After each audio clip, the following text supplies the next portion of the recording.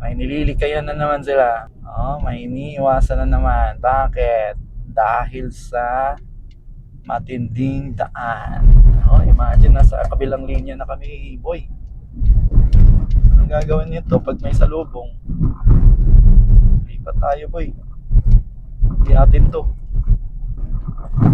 Patay, sakit. Pinunaan ako ni Monster, Ram White Monster. Naunahan ako nila lahat. Bakit? Di nila kasi naramdaman kung gaano kahirap sa amin yung ganitong klaseng kalsada para sa mga maliliit na sasakyan. Anyways, ang dala po natin Hyundai Accent. Diba? So, talagang ang sakit-sakit talaga pag ganun ng kalsada. Kaya mapapaihi ka nga eh. Grabe alog. Kaya i-break muna tayo. Click the yellow basket.